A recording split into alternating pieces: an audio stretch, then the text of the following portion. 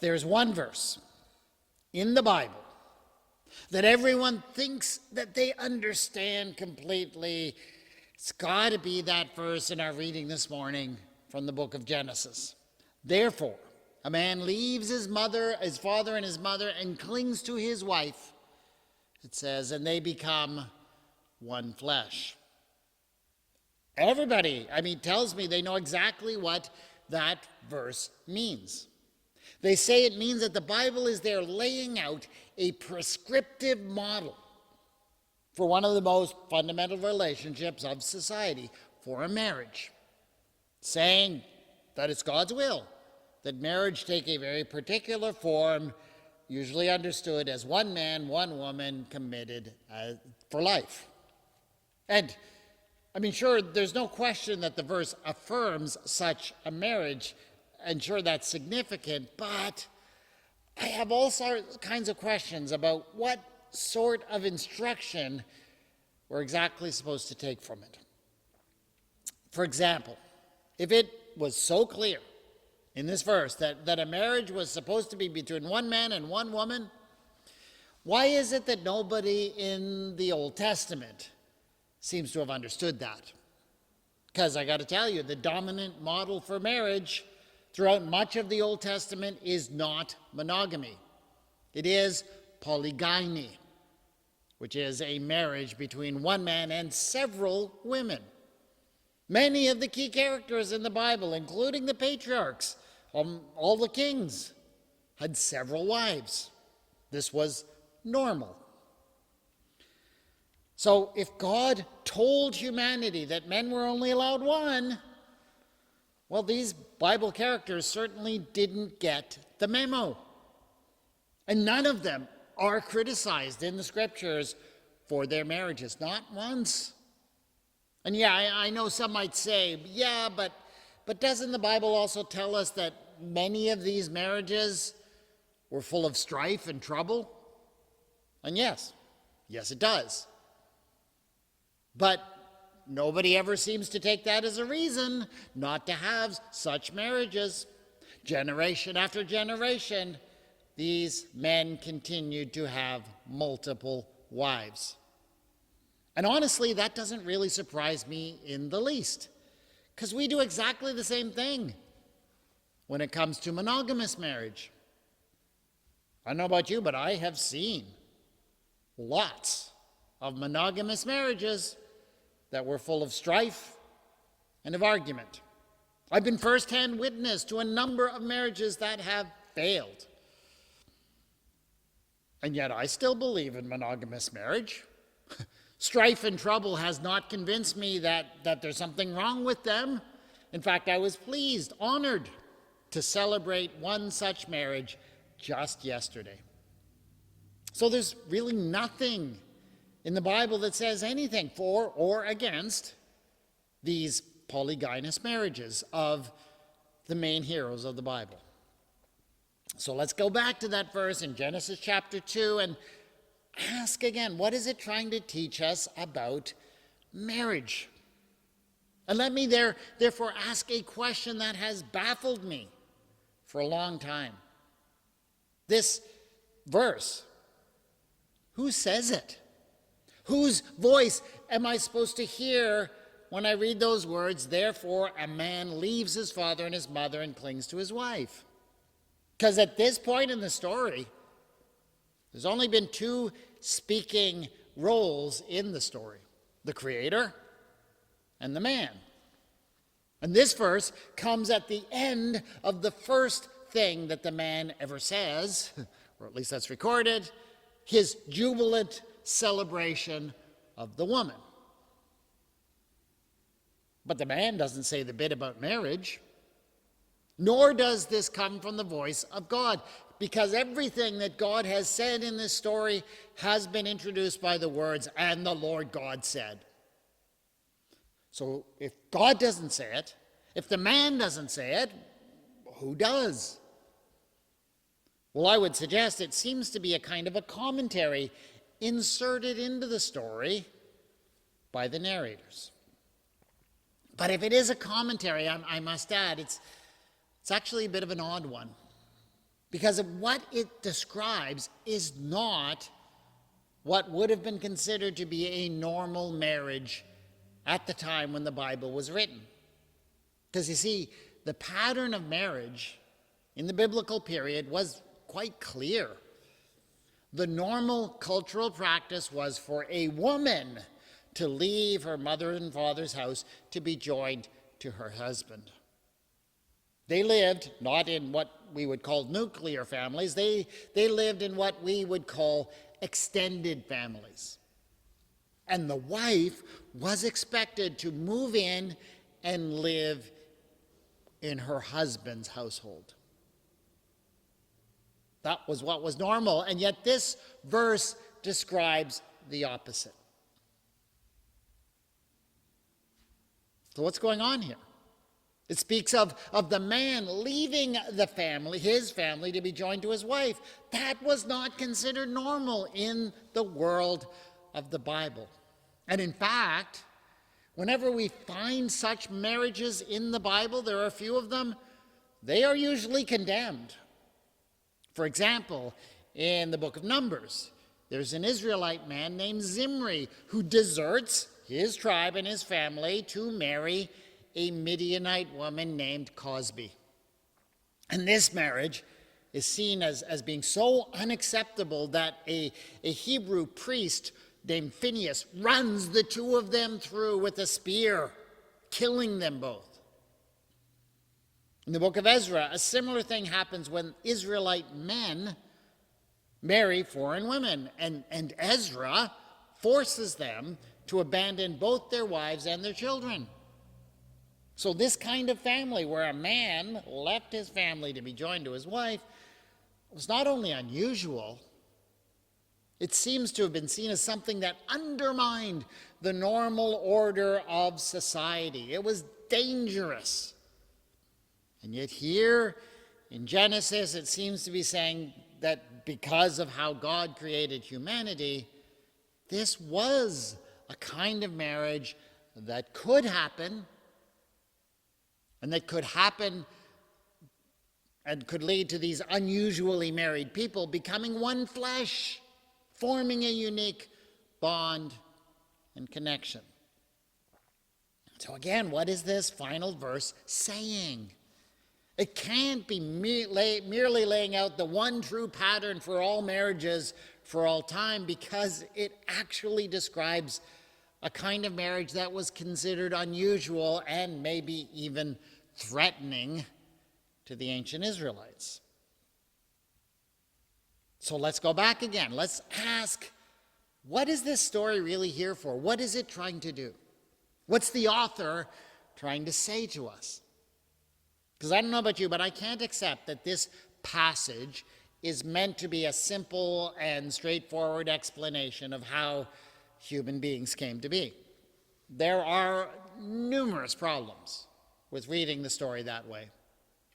All of the evidence we have found of the origin of the human species contradicts the notion that somehow, we can all be traced back to two people living in a garden somewhere in northern Mesopotamia.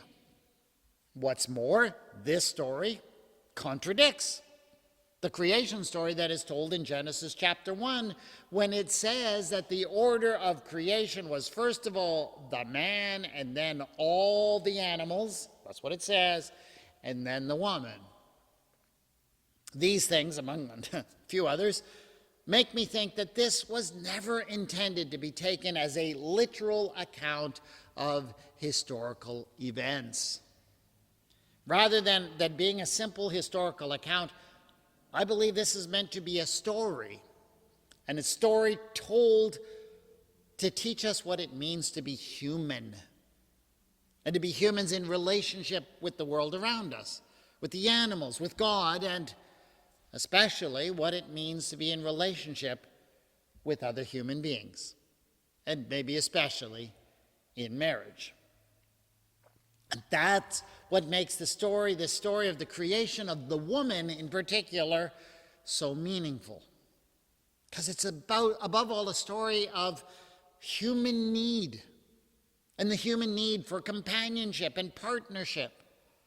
This is a need, we're told, that cannot be fulfilled completely by animals, no matter how wonderful they are. We need someone who can be a partner, someone who can be a helper. And the reason why that is the reason why the man rejoices so much in the woman, because he realizes that they are both made of the same stuff, right? This at last is bone of my bones and flesh of my flesh, the man cries. And that makes sense, because of course the story depicts God creating the woman from something that God takes from the side of the man. Now, the Hebrew word is not really very specific on the point of what God takes from the side of the man. What God takes is usually translated as rib, which kind of makes sense because that's something on the side, but the Hebrew word is nowhere near that clear, that precise. We can't know exactly what is being taken or where it is exactly, which side, and how big it is maybe. But here's the thing, whatever God takes, the meaning of the surgery that God carries out is clear. Because it means that the human that existed before the surgery had to contain the fullness of humanity in one being. Both what would become the male, what would become the female, had to be present in the original creation. And God then separates that original creation into two beings. You can see this grammatically in the story. In God's creation, when God first places the creation in the garden, it is called Adam. And Adam is the generic Hebrew word for a human being. And it's only after the separation surgery has taken place that the Hebrew words for man and woman, ish and isha, appear. So it seems to be saying that the things that divide us, the differences that set us apart from one another, including the distinctions of gender, but I would add also the distinctions of race and tribe and ethnicity, these things are created for us by God because of our need. We need one another. We need the differences that separate us because we complete one another. That's what allows us to be partners and helpers to one another. And that's what the story's about. It's about how God made us in all our diversity for each other. And that is a lesson, I believe, not just about marriage, but also about friendship and teamwork and all kinds of other human relationships. And it's also maybe a warning that when we stop respecting the differences that we encounter in some other person, we will miss out on the meaning and the richness of what God has intended for us. And if that is what the story is about, well then what again is the meaning of this enigmatic statement at the end of the story? Therefore a man leaves his father and his mother and clings to his wife, and they become one flesh. Well, I've come to understand it, like I've already suggested, as the narrators, dropping a bit of commentary into the story, and they're dropping it in, of course, for their audience. They're speaking directly to the people listening to the story, and they're giving them a direct application of the story to their situation. And I would suspect that maybe they are especially speaking to the parents in the crowd, right? They're speaking, for example, to parents who might be upset. Upset because their son didn't want to go through with this nice, sensible marriage they had set up for him. You know, the parents had done what good parents are supposed to do. They'd arranged a really nice marriage to a couple of really nice girls from good families the next village over. But did the son want to go through with that nice, normal, acceptable marriage? No, he did not. Instead, he decided he wanted to leave his mother and his father and go cling to some woman, some floozy that his parents had never even met, who belonged to a completely different tribe. Can you imagine that? Oh, these parents were upset. And the narrators are speaking to parents like them and all kinds of other parents who were upset because their children opted for marriages, whatever sort, that did not conform to their norms and expectations. And the narrators are saying, hey, well, what are you going to do, eh? Because that's how God created humans to be. And the reason why they have this tendency to want to cling to people who maybe their parents think are wrong for them is because God created them that way. And if God created them that way, well, maybe relax a bit. Things might just work out. I once thought I understood what this verse in Genesis meant, but honestly, the closer I look at it, the less obvious the meaning seems. I no longer think that it was intended to tell us exactly what sort of relationship we are allowed to have. Instead, I've come to believe that it recognizes that people do enter into all kinds of relationships because of how God created us. And I would maybe take away this message. If anyone has ever looked at your marriage, or maybe some key relationship in your life, and they judged you because your relationship didn't fit their idea of what was normal or acceptable, maybe this verse is talking to you, encouraging you to remember that love can find a way even in relationships that don't fit somebody else's ideal. And it's saying that if you have a relationship that's based on clinging to one another in good times and in bad, if you love and respect each other for who God created you to be, well, maybe you are living up to what God created you to be. And if on the other hand, you're maybe sometimes tempted to judge someone else's relationship because it doesn't fit your predetermined idea of the shape it was supposed to take, if that's all you can see and you can't see the depth of love and commitment that is there in that relationship, maybe this verse is speaking to you and saying, look again. This is how God created us, to love, to cling, to care for one another, to depend on one another. And that's good news. That's a gift. Thank you for the amazing relationships you put in our life and the great things that come out of them. Dear God. Amen.